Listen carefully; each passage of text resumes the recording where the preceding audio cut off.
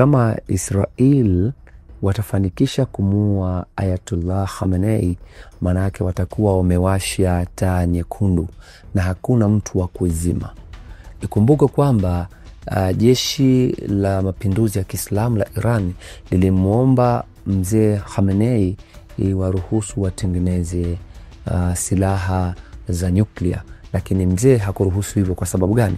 Kwa sababu ya amani ya ndani ya Irani, kwa sababu ya amani ya kanda, lakini pia kwa usalama wa Israel. Kwa hiyo watakapomuua huyu mzee, ni mzee wa kidiplomasia, diplomasia zote zinapita kwake, halafu yeye ndio anawaita kina Masoud Pezeshkian kwa ajili ya kuambia iwe hivi, ifanyike hivi hivi. Je, mtakapomuua akiwa hayupo yule mtu ambaye anasikilizwa na wale, kinachofuata ni nini? Kinachofuata ni zaidi ya hichi walichokifanya wa Israeli, kuwaua wanajeshi wakafikiria kwamba wanaweza wakawa wamedhoofisha Iran. Badala yake wao ndio wamedhoofika, maana wamepigwa mchana kutwa pasipo kutegemea. Wamepigwa kila aina target, hakuna Mossad, hakuna makao makuu ya jeshi, yani wamepigwa kila namna. Kwa hiyo hii ni frustration ya vita, wanawaza namna ya kumuondoa huyu mzee, wakiona kama mzee huyu ndio labda ndio chanzo, ndio sababu yeye ndio mwenye mamlaka. Lakini hapana, Irani wanapigana kwenye mfumo wa al-Qisas haq. Yeye hakupigi, ila utakapompiga atakupiga mpaka mwisho.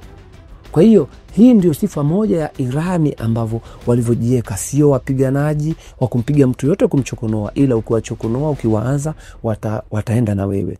Sasa hii ndio imekalia vibaya. Kwa hiyo watakapomuua huyu mzee, watarajie pia Israeli kuwa na adui mwingine wa pili wa kudumu ambaye atakuwa ni Irani pamoja na Palestina. Lakini wa Israeli nje mataifa, nje ya taifa lao, wakikutana na Irani hawataishi kwa amani. Watakutana na Palestina hawataishi kwa amani. Kama kuna mataifa ya Ulaya ambayo yataingia, tayari watakuwa wamefungua ule mlango unaitwa kigaidi, watu kuanza kujilipua, kujitoa muhanga kwa ajili ya kufa kwa imani kwenye mataifa mengine. Kwa hiyo tunaona kabisa itakuja kuwa ni vurugu na ni ghasia kubwa ambayo haina mtu wa kuituliza, na hasara kubwa hasa itakuja kupatikana pia kwa Waisraeli. Kwa sababu haya ni mambo ambayo Netanyahu anachukulia kisiasa, na ndio maana chama cha mrengo wa kulia cha Israeli kinajua kabisa kwamba Netanyahu anafanya haya kwa maslahi yake binafsi ya kisiasa. Lakini sio maslahi tu ya kisiasa, ni kwa sababu ya hiyo taasisi ya Uzayuni ambayo inaangalia maslahi ya Mashariki ya Kati pamoja na siasa zao. Kwa hiyo kwa Khamenei kuuliwa na Waisraeli, maanake hata Netanyahu hatakuwa salama, na rais wa Israeli hatakuwa salama, na Waisraeli hawatakuwa salama sehemu yoyote ile. Maanake vita itakuwa ndio inaanza upya, na hapo ndipo watu wataona uhalisia wa Iran.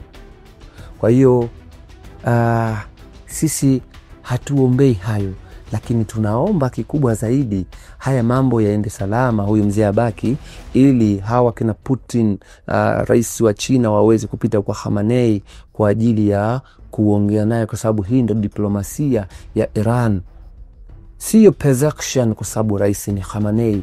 Na hawa wa Iran walijifunza baada ya kuuliwa rais wao alivyodunguliwa. Kwa hiyo walijifunza na walichukua tahadhari mapema. Kwa hiyo wana kila aina tahadhari.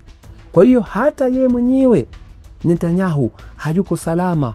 Wakikusudia hata wa Irani wanaweza, lakini wamekaa wanatizama. So inaweza pia ikawa ni hasara pia kwa upande wa pili kwa Waisraeli pasipo vile kufikiria. Kwa hiyo hawa watu nao wapo, kwa sababu kama wao wanavyopiga, wanavyojibiwa, ndivyo mapigo yanavurudi vile vile. Kwa hiyo hii kwa muono ambao tunauona akiuliwa Ayatollah Khamenei, manake jambo zito na balaa nyingine kubwa na mpya itakuwa ipo katika dunia.